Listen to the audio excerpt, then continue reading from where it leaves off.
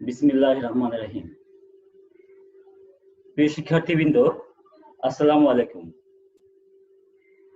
আশা করি সবাই ভালো আছো। আমি আল মাহমুদ, প্রভাষক পদার্থবিজ্ঞান বিভাগ, পল্লবী মহিলা ডিগ্রি কলেজ। তো শিক্ষার্থীরা, আজ আমি তোমাদের পাঠ শুরুর পূর্বেই দু একটা বিষয় নিয়ে আলোচনা করতে চাই। তোমরা আমার কথা খেয়াল করে শোনো। তো তোমরা নিশ্চয়ই জানো আইনস্টাইনের একটা বিখ্যাত সূত্র E সমান mc স্কয়ার। এই সূত্রটা জানো না সবাই?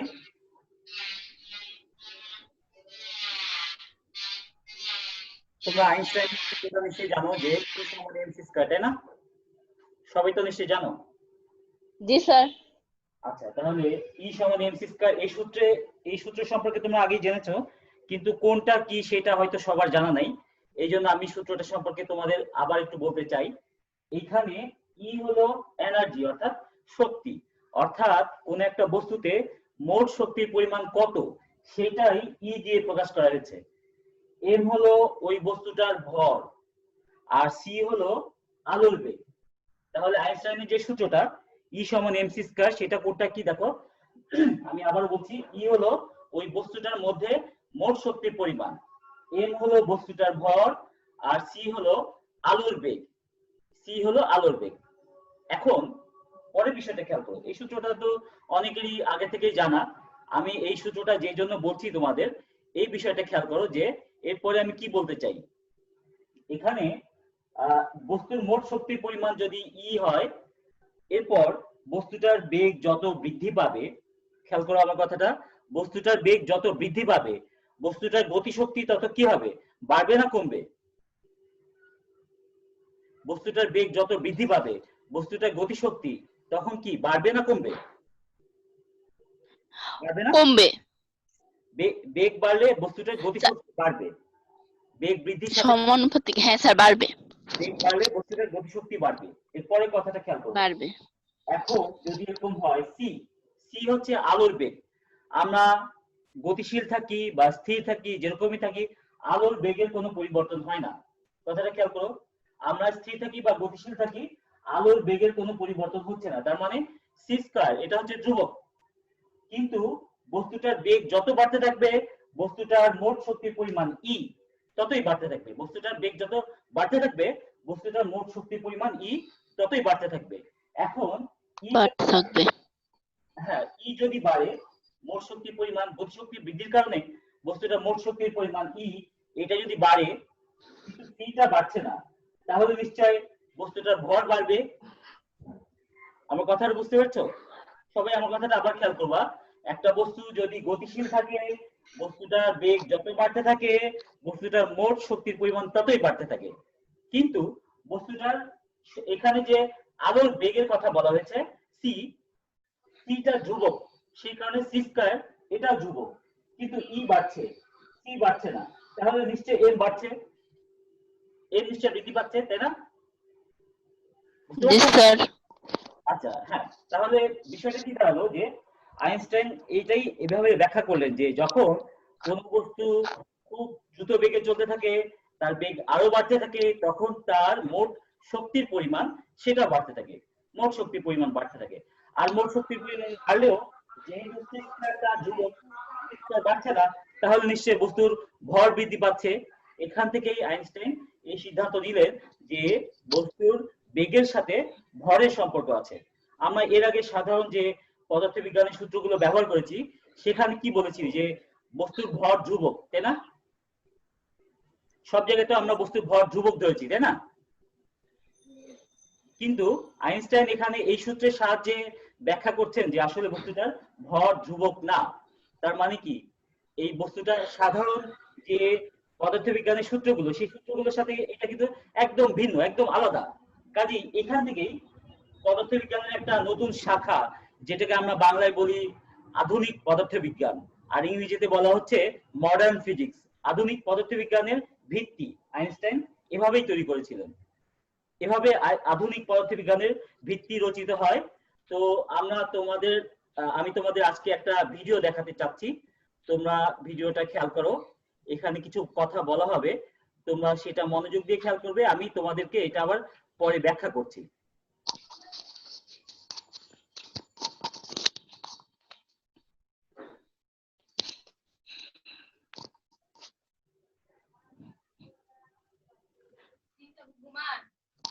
চুপ।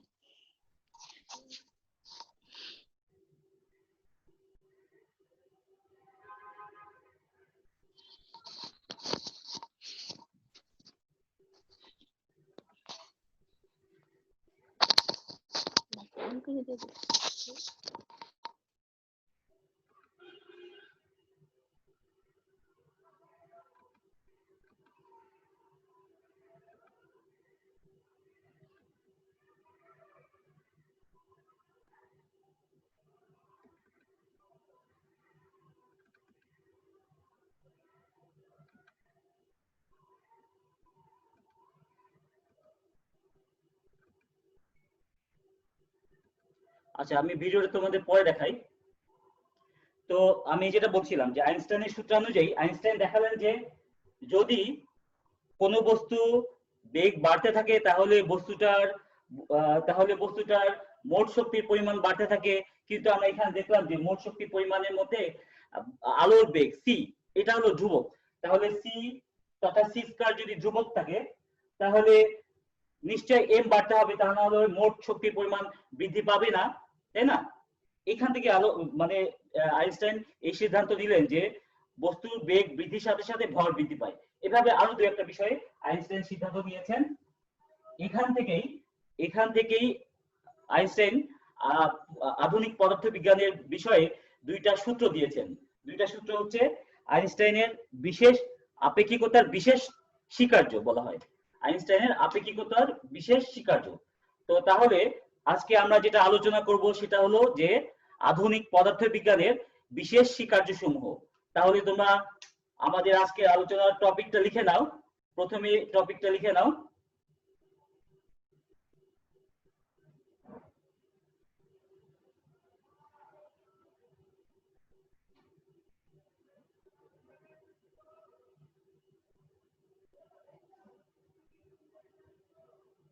আচ্ছা, আজকে আমাদের আলোচনার টপিক হচ্ছে আপেক্ষিকতার বিশেষ স্বীকার্য। তো আইনস্টাইন এই সংক্রান্ত দুইটা সূত্র দিয়েছেন। সূত্র দুইটা কি কি সেগুলো আগে আমরা দেখি, তারপরে আমরা এটা সম্পর্কে আরো ভালো করে জানবো, এগুলো ডিটেল ব্যাখ্যাগুলো আমরা দেখব। তো দেখো, প্রথমে বলা হচ্ছে কি যে প্রথম সূত্রে বলা হয়েছে, প্রথম স্বীকার্যে যে যে কোনো বস্তু সেটা যদি কোনো জড় প্রসঙ্গ কাঠামোতে থাকে, বিভিন্ন জড় প্রসঙ্গ কাঠামোতে যদি বস্তুগুলো থাকে, তাহলে প্রত্যেক জড় কাঠামোতে পদার্থবিজ্ঞানের সূত্রগুলোকে একই ধরনের সমীকরণ দ্বারা প্রকাশ করা যায়। কথাটা খেয়াল করো যে সকল জড় প্রসঙ্গ কাঠামোতে পদার্থবিজ্ঞানের সূত্রগুলোকে একই রূপ সমীকরণ দ্বারা প্রকাশ করা যায়। তো এই জড় প্রসঙ্গ কাঠামো বিষয়টা কি, তাহলে এটা আমরা দেখি। তাহলে জড় প্রসঙ্গ কাঠামো এই সম্পর্কে আগে আমরা জানি।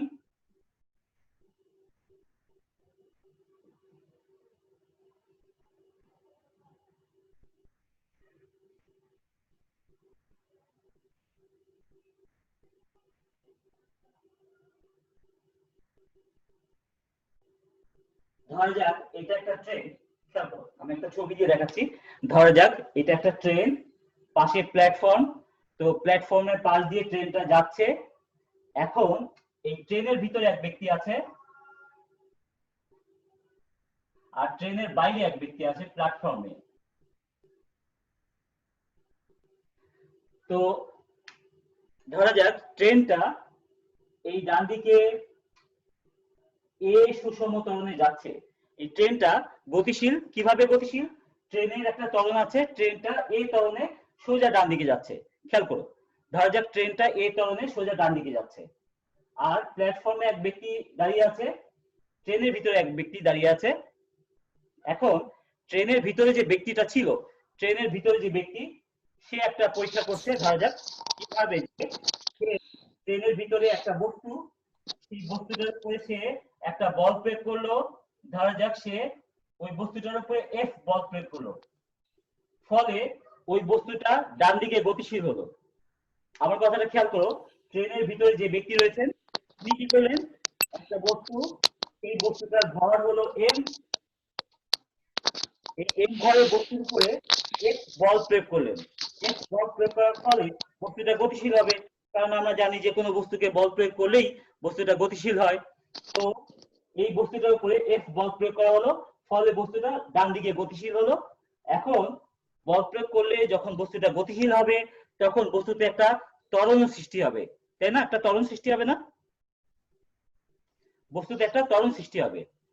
তো ধরা যাক এই বস্তুতে যে ত্বরণ সৃষ্টি হলো সেই ত্বরণের মান হচ্ছে a নট। ধরলাম বস্তুটার যে ত্বরণ সৃষ্টি হলো সেই ত্বরণের মান a নট।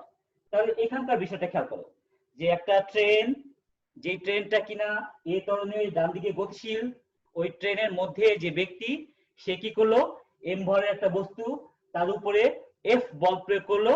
বল প্রয়োগ করার ফলে ধরা যাক বস্তুটা ডান দিকে গতিশীল হলো এবং তখন ওই বস্তুতে যে ত্বরণ সৃষ্টি হলো সেই ত্বরণটা হচ্ছে a নট।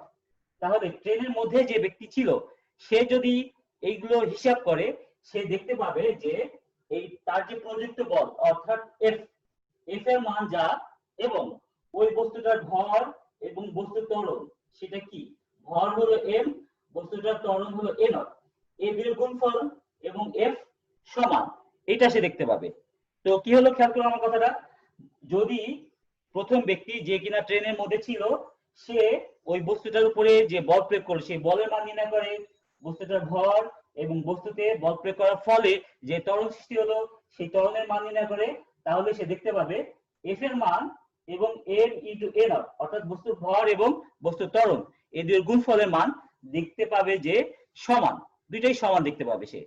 আচ্ছা, এবার ট্রেনের বাইরে যে ব্যক্তি আছে তার কথা আমরা চিন্তা করি, ট্রেনের বাইরের ব্যক্তির কথা চিন্তা করি। ট্রেনের বাইরে যে ব্যক্তি আছে সে তখন কি করবে, সে যদি ওই বস্তুটাকে লক্ষ্য করে তার কাছে মনে হবে বস্তুর উপরে বল প্রয়োগ করা হচ্ছে f এবং বস্তুর ভরটা হলো m এবং বস্তুটার ত্বরণ সেক্ষেত্রে সে কি মনে করবে, বস্তুটার ত্বরণ তার কাছে মনে হবে কি ট্রেনের ত্বরণ এবং বস্তুর ত্বরণ এই দুইটার যোগফল, অর্থাৎ তার কাছে মনে হবে বস্তুটার ত্বরণ যেন a নট প্লাস a। কেন, কথাটা খেয়াল করবা, এই ট্রেনের বাইরে যে ব্যক্তি আছে সে ট্রেনের মধ্যে যে বস্তুটা ছিল সেই বস্তুটার ত্বরণকে সে কি মনে করবে, তার কাছে মনে হবে বস্তুটার ত্বরণ যেন বস্তুর নিজস্ব ত্বরণ এবং ট্রেনের ত্বরণ এই দুটার যোগফল, কারণ বাইরে থেকে সে কিন্তু ট্রেনের মধ্যে যে বস্তুটা রয়েছে সেই বস্তুটাকে ট্রেনের বেগেই গতিশীল হতে দেখবে, যার কারণে তার নিকট ওই বস্তুটা ত্বরণ মনে হবে a নট এবং a এই দুটার যোগফলের সমান। তাহলে সে যদি হিসাব করে সে দেখতে পাবে যে f এর মান এবং ভর এবং ত্বরণের গুণফলের মান সমান না, সমান হবে না, সে দেখতে পাবে যে এই দুটা সমান হয় নাই। তাহলে এই যে একই বস্তু তার উপরে একই বল প্রয়োগ করা হলো কিন্তু দুইটা ভিন্ন অবস্থা থেকে দুইজন দেখতে পেল যে পদার্থবিজ্ঞানের একটা সূত্র অর্থাৎ নিউটনের গতি সূত্রের দ্বিতীয় সূত্রটা সেটা ট্রেনের ভিতরে যে আছে সে দেখতে পেল যে সেটা সত্য, কিন্তু ট্রেনের বাইরে যে আছে সে দেখতে পেল যে এই ট্রেনের বাইরে থেকে সে লক্ষ্য করছে যে ওই সূত্রটা ভুল প্রমাণিত হচ্ছে। কাজেই এই ক্ষেত্রে ট্রেন এবং প্ল্যাটফর্ম এদেরকে আমরা জড় প্রসঙ্গ কাঠামো বলতে পারবো না। তাহলে জড় প্রসঙ্গ কাঠামো বলতে পারবো কখন, যদি ট্রেনটা কোনো একটা ত্বরণে গতিশীল না হয়ে সমবেগে গতিশীল হতো, অর্থাৎ ট্রেনে কোনো ত্বরণ নাই সুষম বেগে চলছে, এরকম যদি হতো তাহলে কি হতো দেখো, তখন ট্রেনটা যদি সমবেগে চলে তখন ট্রেনের কোনো ত্বরণ নাই, ফলে ট্রেনটা সমবেগে চলছে অর্থাৎ এর ত্বরণের মান শূন্য। সেই ক্ষেত্রে ট্রেনের বাইরে থেকে যে ব্যক্তি সে দেখতে পেত কি যে ওই বস্তুটার ত্বরণ হলো a নট, কারণ ট্রেনের নিজস্ব ত্বরণ নাই। কাজেই বাইরে থেকে যদি সে দেখে ওই বস্তুটাকে সে দেখবে যে বস্তুটার ত্বরণ তার প্রকৃত ত্বরণ অর্থাৎ a নট এর সমান, এটাই সে দেখতে পাবে। ফলে সে তখন দেখবে যে f এর মান এবং বস্তুর ভর ও ত্বরণের গুণফলের মান এটা সমান, তখন সে দেখতে পাবে। এই ধরনের যে প্রসঙ্গ কাঠামো, এই ধরনের যে বস্তুগুলো তাদেরকে আমরা বলবো জড় প্রসঙ্গ কাঠামো। তাহলে জড় প্রসঙ্গ কাঠামো কি, যে সকল প্রসঙ্গ কাঠামো পরস্পরের সাপেক্ষে সমবেগে গতিশীল, এই ধরনের প্রসঙ্গ কাঠামোগুলোকে বলা হয় জড় প্রসঙ্গ কাঠামো। তাহলে আমরা জড় প্রসঙ্গ কাঠামো এই বিষয় সম্পর্কে জানলাম। বিষয়টা আমি আবারও বলি, খেয়াল করো। যদি কয়েকটা প্রসঙ্গ কাঠামো পরস্পরের সাপেক্ষে সমবেগে গতিশীল হয়, অর্থাৎ একটার সাপেক্ষে আরেকটা যদি কোনো ত্বরণ না থাকে, তখন আমরা এই ধরনের প্রসঙ্গ কাঠামোগুলোকে বলবো জড় প্রসঙ্গ কাঠামো। যখন একটা বস্তু আরেকটা বস্তুর সাপেক্ষে সমবেগে গতিশীল হয়, তখন যদি তাদের সমবেগে গতিশীল হলে তখন তাদের পরস্পরের সাপেক্ষে কোনো ত্বরণ থাকবে না। এই ধরনের যে বস্তুগুলো তাদেরকেই আমরা বলবো জড় প্রসঙ্গ কাঠামো। তো আইনস্টাইনের আপেক্ষিকতা তত্ত্বের বিশেষ স্বীকার্যের প্রথম স্বীকার্যটার কথা যেটা বলছিলাম, যে সকল জড় প্রসঙ্গ কাঠামোতে পদার্থ বিজ্ঞানের সূত্রগুলোকে একই রূপ সমীকরণ দ্বারা প্রকাশ করা যায়। দেখো, ট্রেনের ভিতরে যে ছিল সে দেখতে পেল যে F সমান m ইন্টু a নট। যদি ট্রেনটা সমবেগে গতিশীল হয়, অর্থাৎ ট্রেনের ত্বরণ যদি না থাকে, তখনই আমরা বলবো জড় প্রসঙ্গ কাঠামো ট্রেনটাকে। তখন ট্রেনের বাইরে যে ব্যক্তি সেও কিন্তু দেখতে পাবে এইটা, যে F equal to m into a not. তাহলে কি হলো, যে উভয়ের জড় প্রসঙ্গ কাঠামোতেই পদার্থবিজ্ঞানের একটা সূত্র, সেটাকে আমরা একই রূপ সমীকরণ দ্বারা প্রকাশ করতে পারলাম। এটা শুধু একটা সমীকরণ না, সকল সমীকরণের ক্ষেত্রে, পদার্থবিজ্ঞানের সকল সমীকরণের ক্ষেত্রেই আমরা এই কথাটা সত্য বলে মেনে নিতে পারি, যে জড় প্রসঙ্গ কাঠামোতে পদার্থবিজ্ঞানের সূত্রগুলোকে একই রূপ সমীকরণ দ্বারা প্রকাশ করা যায়। এটা হলো আইনস্টাইনের আপেক্ষিকতা তত্ত্বের প্রথম স্বীকার্যতা। তো এই প্রথম স্বীকার্যটা সবাই কি বুঝেছো, যে সকল জড় প্রসঙ্গ কাঠামোতে পদার্থবিজ্ঞানের মূল সূত্রগুলোকে একই রূপ সমীকরণ দ্বারা প্রকাশ করা যায়? এই সূত্রটা কি বুঝেছো সবাই? জি স্যার। আচ্ছা, তাহলে আমরা এখন দ্বিতীয় স্বীকার্যটা দেখি, আপেক্ষিকতা তত্ত্বের দ্বিতীয় স্বীকার্যটা।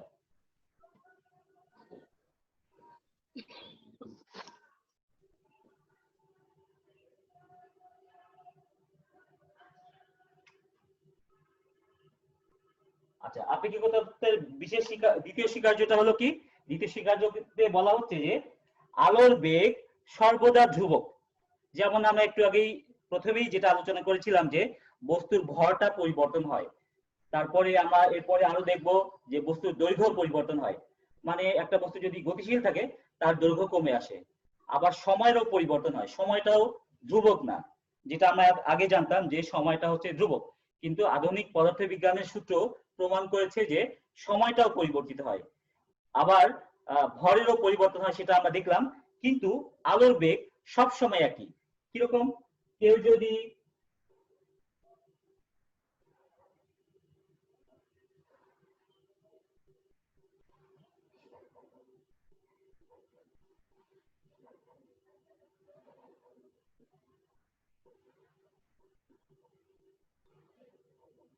ধরা যাক কেউ একটা গাড়ি চালিয়ে যাচ্ছে সোজা ডান দিকে রাত্রেবেলা, গাড়ি হেডলাইট জ্বলছে, গাড়ির সামনে রাস্তার উপরে এক ব্যক্তি দাঁড়িয়ে আছে। গাড়িটা যদি প্রচন্ড বেগে চলে, তখন গাড়ির হেডলাইট থেকে নির্গত যে আলোগুলো, সেই আলোর বেগ যদি সে পরিমাপ করে, দেখবে যে আলোর বেগ ঠিক ঠিক 3 ইন্টু 10⁸ মিটার পার সেকেন্ড। এই গাড়িটা যত বেগে চলুক বা যত ধীরে চলুক, এই গাড়ি থেকে, গাড়ির হেডলাইট থেকে নির্গত যে আলো, এই আলোর বেগ সে কিন্তু একই দেখতে পাবে। যদিও গাড়িটা অনেক দ্রুত চলছে অথবা ধীরে চলছে, যেরকমই হোক, সে দেখতে পাবে যে আলোর বেগ একই, 3 ইন্টু 10⁸। আবার ওই গাড়িটার ভিতরে যে ব্যক্তি আছে, সে যদি ওই গাড়ির হেডলাইটের আলোর বেগ পরিমাপ করে, সেও দেখতে পাবে যে আলোর বেগটা ওই একই, 3 ইন্টু 10⁸ মিটার পার সেকেন্ড। তার মানে কি দাঁড়ালো ব্যাপারটা, যে আলোর বেগ সর্বদা ধ্রুবক। সেটা দর্শক এবং উৎস, মানে যে দেখছে এবং আলোর উৎস যেটা, এদের আপেক্ষিক গতি, অর্থাৎ এটা তুলনায় এটা দ্রুত কাছে চলে আসছে নাকি দ্রুত দূরে চলে যাচ্ছে, এই আপেক্ষিক গতির উপর এটা কিন্তু নির্ভর করে না। তো বলা যায় যে আলোর বেগ হচ্ছে সর্বদা ধ্রুবক। এটাই হচ্ছে আপেক্ষিকতার দ্বিতীয় স্বীকার্য। আপেক্ষিকতার দ্বিতীয় স্বীকার্য হলো কি, যে আলোর বেগ সর্বদা ধ্রুবক। এটি দর্শক অথবা উৎস, এদের আপেক্ষিক বেগের উপর নির্ভর করে না। কাজে বলা যায় যে আলোর বেগ সর্বদা ধ্রুবক। এটা হলো আপেক্ষিকতা তত্ত্বের দ্বিতীয় স্বীকার্য। আচ্ছা, তাহলে স্বীকার্য দুইটা বুঝেছো সবাই? জি স্যার। আচ্ছা, তাহলে আমরা আরো কয়েকটা বিষয় সম্পর্কে জানবো। দেখো,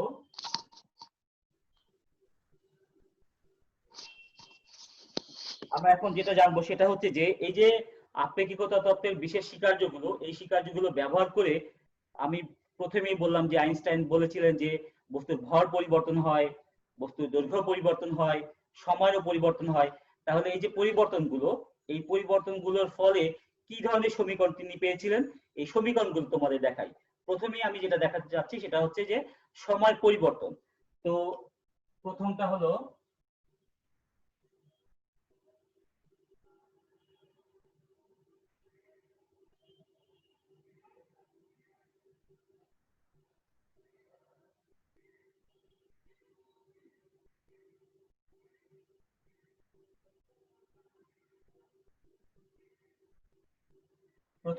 সময়ের আপেক্ষিকতা বা কাল দীর্ঘায়ন। মানে কাল মানে সময়, দীর্ঘায়িত হওয়া মানে বেড়ে যাওয়া। তো দেখা যায় কি যে এই আপেক্ষিকতা তত্ত্বের সাহায্যে প্রমাণ করা হয়েছে যদি কোনো বস্তু অনেক বেশি বেগে চলে, খুব দ্রুত চলে, তাহলে সময়টা তার জন্য দীর্ঘায়িত হয়। বিষয়টা কি আমি বলছি, আগে আমি সমীকরণটা লিখে নেই। সমীকরণটা লেখো।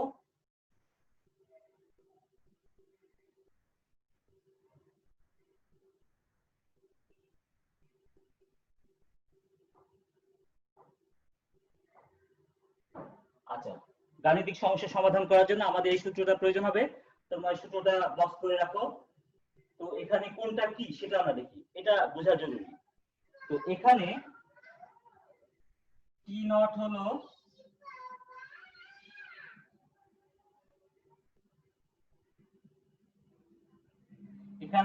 হলো স্থির অবস্থার সময়। এখন স্থির অবস্থার সময় বলতে কি বোঝায়, এটা নিয়ে অনেকের একটু কনফিউশন তৈরি হয় যে স্থির অবস্থার সময় কোনটা। গাণিতিক সমস্যা করতে গেলে অনেকের এই কনফিউশনটা তৈরি হয়, সেই জন্য আমি এই জিনিসটা একটু ব্যাখ্যা করে নিই। স্থির অবস্থার সময় বলতে কি বোঝাচ্ছে, ধরা যাক একজন ট্রেনের ভিতরে আছে অথবা একটা রকেটের ভিতরে আছে। এখন রকেটটা খুব বেশি বেগে গতিশীল, খুব বেশি বেগ বলতে কিরকম, আলোর কাছাকাছি বেগে গতিশীল। তখন ওই রকেটের ভিতর থেকে সে যে আলোর বেগটা পরিমাপ করবে সেটাই হচ্ছে টি নট। মানে রকেটের ভিতর থেকে অথবা কাল্পনিক ট্রেনের কথা যেটা বলা হলো তার ভিতর থেকে সে যে সময়টা পরিমাপ করবে এটা হচ্ছে টি নট, অর্থাৎ স্থির অবস্থার সময়। আচ্ছা, এখন সে দেখলো যে রকেটের ভিতরে সে হয়তো রকেটের ভিতরে করে সে পৃথিবীকে চারপাশ দিয়ে চক্কর দিয়ে আসলো, তার জন্য সময় লাগলো হয়তো ধরা যাক 10 মিনিট। কিন্তু পৃথিবীতে একজন ছিল, সে পৃথিবীতে দাঁড়িয়ে ছিল, দেখলো যে রকেট কয়েকবার ঘুরে টুরে যখন ফিরে আসলো তখন সময় পার হয়ে গিয়েছে প্রায় 1 ঘন্টা। তাহলে এটা কিন্তু আমাদের কাছে মনে হচ্ছে যে কাল্পনিক, কিন্তু এটা বাস্তবেই এরকম হবে যদি ওই রকেটটা আলোর বেগের কাছাকাছি বেগে চলে। তাহলে ওই রকেটের বাইরে থেকে যে সময়টা পরিমাপ করা হলো সেটা হলো টি, যাকে আমরা বলবো গতিশীল অবস্থার সময়। অর্থাৎ আমাদের নিকট ওই বস্তুটাকে গতিশীল মনে হয়েছে, ওই বস্তুটা যে সময়টা অতিবাহিত করলো সেটাকেই আমরা বলছি গতিশীল অবস্থার সময়। তাহলে খেয়াল রাখবা এরকম ভাবে যে ট্রেনের ভিতর থেকে, অর্থাৎ কাল্পনিক স্যার হ্যাঁ বলো। স্যার বস্তুটা যখন ঘুরবে ওইটার যে সময়টা হবে সেটা হচ্ছে টি, আর ওইটার না ভেতর থেকে ওইটার যে সময়টা সময়টা হচ্ছে, আমরা না ওইটার সময়টা হচ্ছে টি নট। বস্তুটা যে ঘুরবে বা রকেটটা যে চলবে তার যে সময়টা সেটা হলো টি নট, সেটা হলো টি স্থির নট। অবস্থার সময়। আর এর আর বাইরে থেকে যে ভেতর সময়টা থেকে যেটা, পরিমাপ করা হবে সেটা হচ্ছে এর বাইরে থেকে, মানে ট্রেনের বাইরে থেকে অথবা রকেটের বাইরে ও থেকে যে সময়টা পরিমাপ করা হচ্ছে সেটা হলো টি। সেটা হচ্ছে টি। টি, হ্যাঁ। বুঝতে পারছি। আচ্ছা, তাহলে টি এটা লিখে নাও, গতিশীল অবস্থার সময়।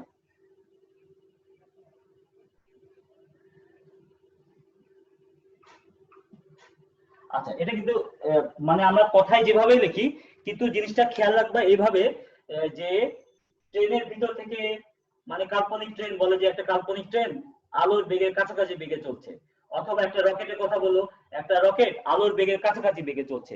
সেই ক্ষেত্রে কাল্পনিক ট্রেন বা কাল্পনিক রকেট যেটা, তার ভিতর থেকে যে সময়টা পরিমাপ করা হচ্ছে সেটা হলো টি নট, যাকে আমরা বলছি স্থির অবস্থার সময়।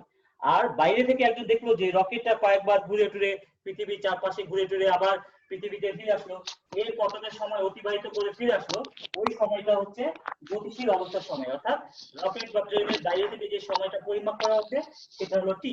সেটা হচ্ছে টি। আচ্ছা, আর সি তো আলোর বেগ আমরা আগেই বলেছি, আর ভি হলো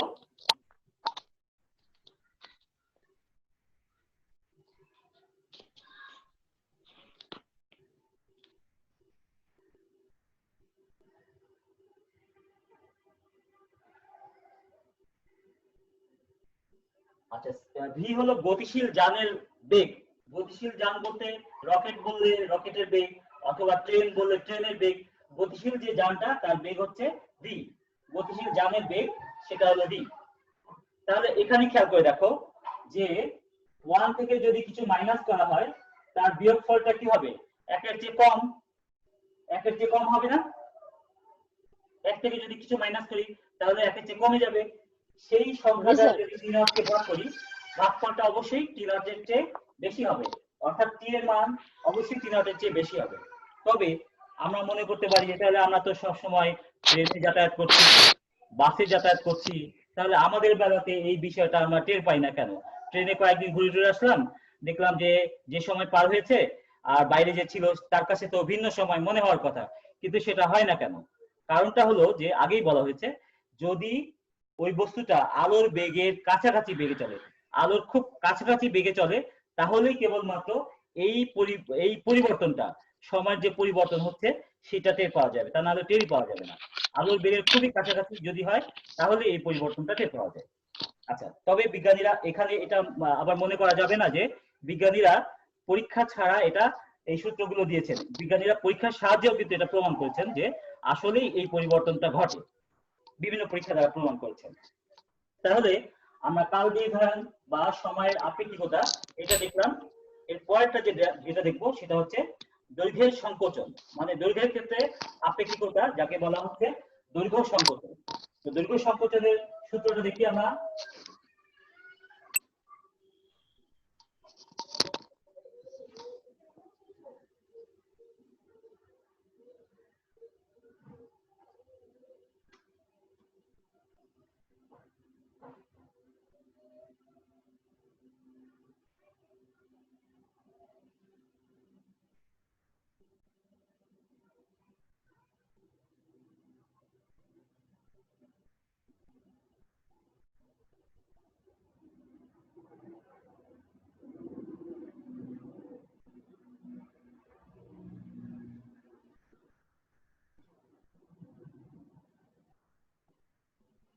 আচ্ছা দেখো, দৈর্ঘ্য সংকোচনের বেলা সূত্রটা কিরকম?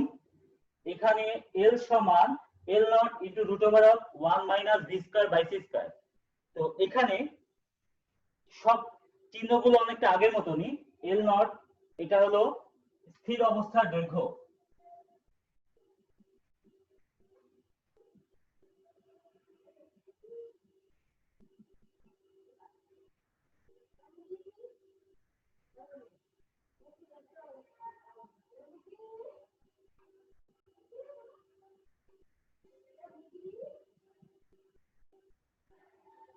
আচ্ছা এখানে এল নট হচ্ছে স্থির অবস্থার দৈর্ঘ্য, আর এল হলো গতিশীল অবস্থার দৈর্ঘ্য।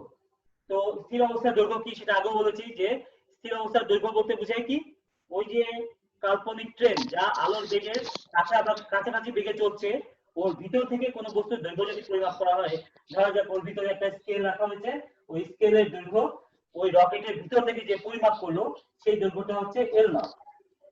আর রকেটের বাইরে থেকে যদি ওই বস্তুটা দৈর্ঘ্য পরিমাপ করা হয় সেটা হলো রকেটের বাইরে থেকে সেই দৈর্ঘ্যটা হচ্ছে এল, যাকে আমরা বলছি গতিশীল অবস্থা দৈর্ঘ্য।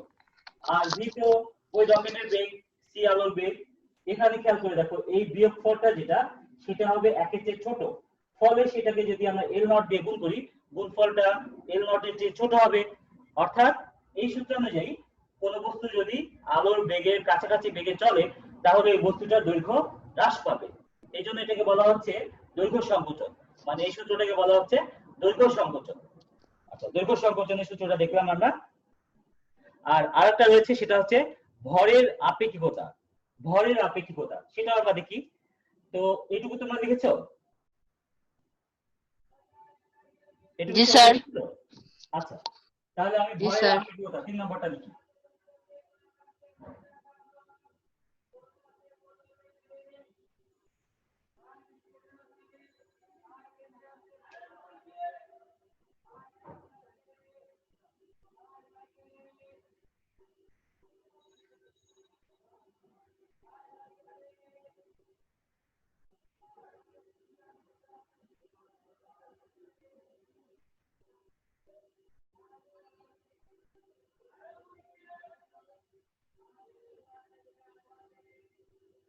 আচ্ছা, ভরের আপেক্ষিকতার সূত্র হচ্ছে অনেকটা প্রথমটার মতন, কাল দীর্ঘায়নের মতন।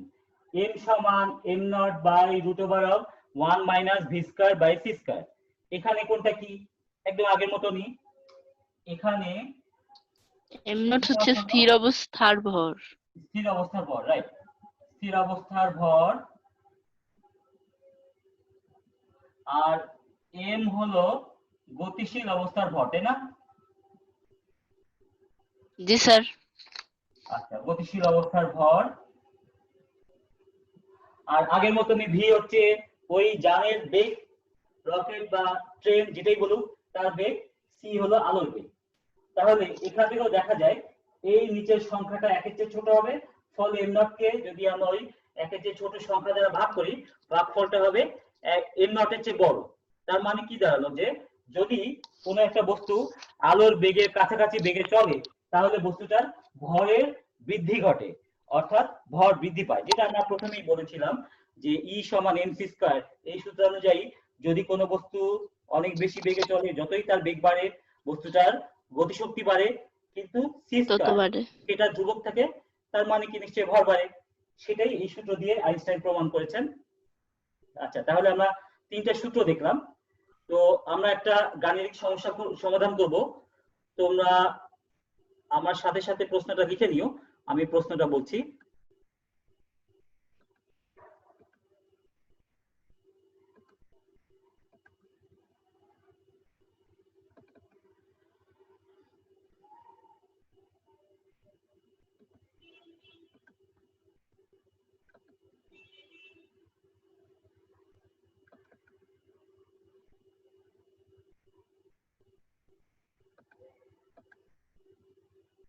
আচ্ছা, প্রশ্নটা লেখো সবাই।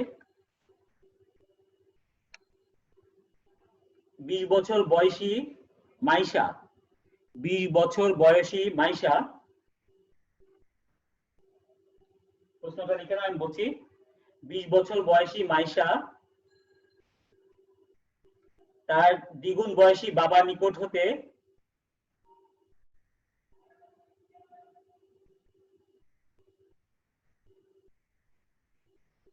তার দ্বিগুণ বয়সী বাবার নিকট হতে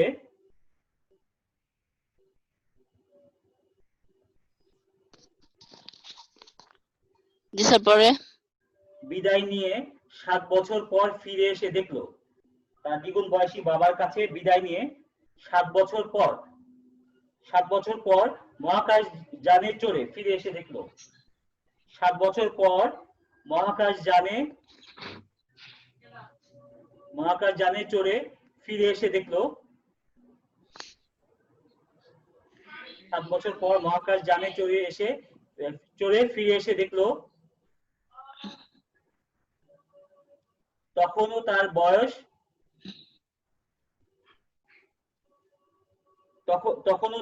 বয়স তার বয়সের দ্বিগুণ। তখনও তার বাবার বয়স তার বয়সের দ্বিগুণ।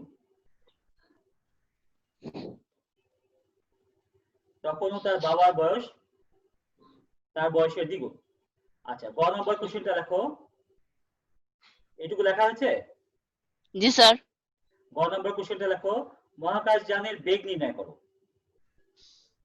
মহাকাশ যানের বেগ নির্ণয় করো। লিখেছো? জি স্যার। আচ্ছা, ঘ নম্বরটা লেখো, মাইশার স্থির ভর 55 কেজি হলে চলমান ভর কত? মাইশার স্থির ভর 55 কেজি হলে চলমান ভর কত? লিখেছো সবাই?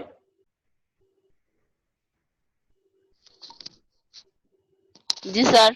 আচ্ছা, তাহলে আমরা গাণিতিক সমস্যাটা সমাধান করি। ফার্স্টে গ নম্বরটা দেখো,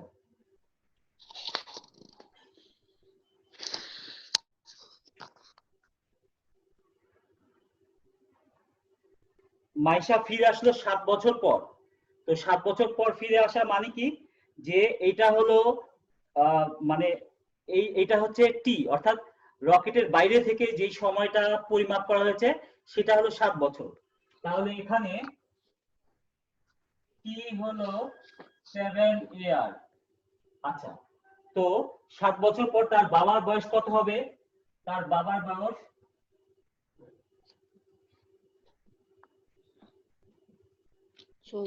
47 বছর। হ্যাঁ,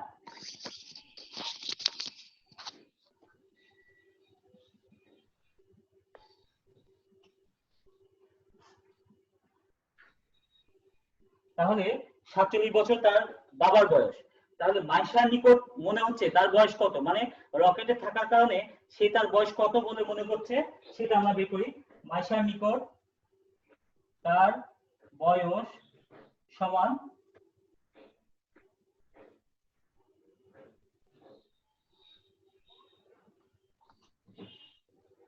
তাহলে মাইশার নিকট মনে হচ্ছে তার বয়স ওই মুহূর্তে তার বাবার বয়স যা ছিল তার অর্ধেক, অর্থাৎ 23.5 ইয়ার। সুতরাং টি নট সেটা কি হবে? মাইশার নিকট সে 20 বছর বয়সে গেল, সে রকেটের ভিতরে থাকার কারণে সে দেখলো যে তার বয়স 23.5। তাহলে সে তার বয়স রকেটের ভিতর থেকে সে কতটুকু সময় পার হতে দেখলো? 20 থেকে 23.5 থেকে 20 মাইনাস করলেই সেটা পাওয়া যাবে না? বুঝতে পারছো তো? জি স্যার। আচ্ছা, তাহলে 23.5 মাইনাস 20 অর্থাৎ 3.5 বছর। এখন রকেটের বেগ v, v equal to what? রকেটের বেগটা আমরা নির্ণয় করব। তো লেখা হয়ে গেলে বলো, আমি উপরেটা মুছে দেব। জি স্যার, লিখে শেষ। আচ্ছা, ওকে।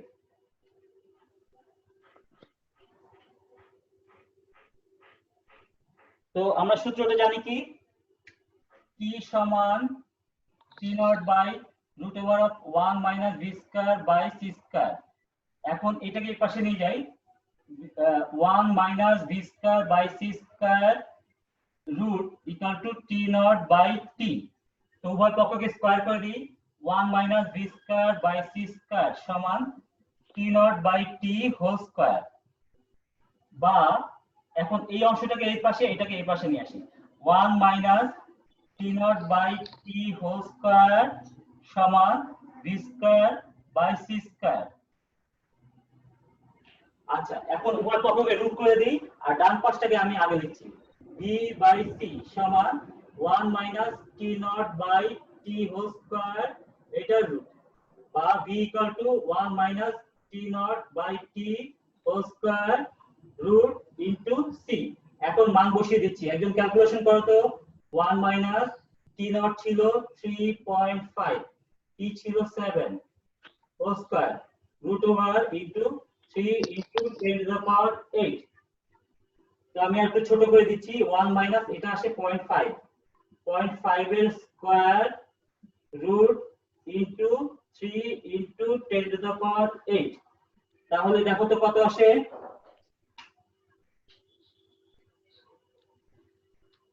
আচ্ছা, শুধু এটুকু গুণ করো, আমি বলছি, রুট ওভার 0.75, রুট ওভার 0.75 বের করো। বের করেছো? স্যার আসছে 2.5 2.6 into 10 to the power 8। 10 to the power 8, good. তাহলে ওই মহাকাশযান অর্থাৎ রকেটের বেগ হচ্ছে 2.6 into 10 to the power 8 metre per second. আচ্ছা, এবার আমরা ঘ নাম্বারটা করে ফেলি।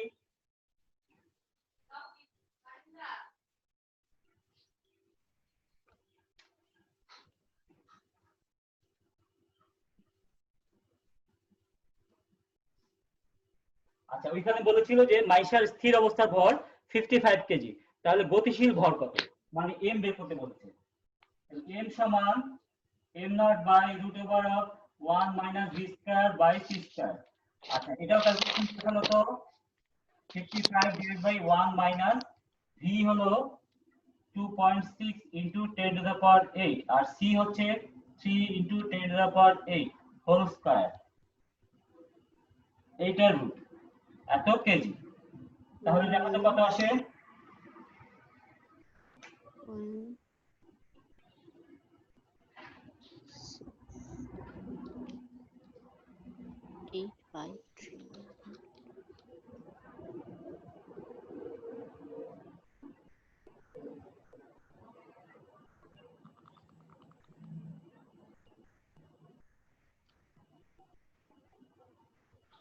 বের করেছো? জি স্যার।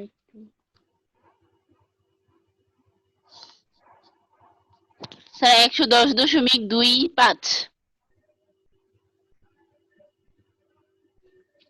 আচ্ছা, তাহলে এটা হলো গতিশীল অবস্থার ভর। তাহলে আমরা মোটামুটি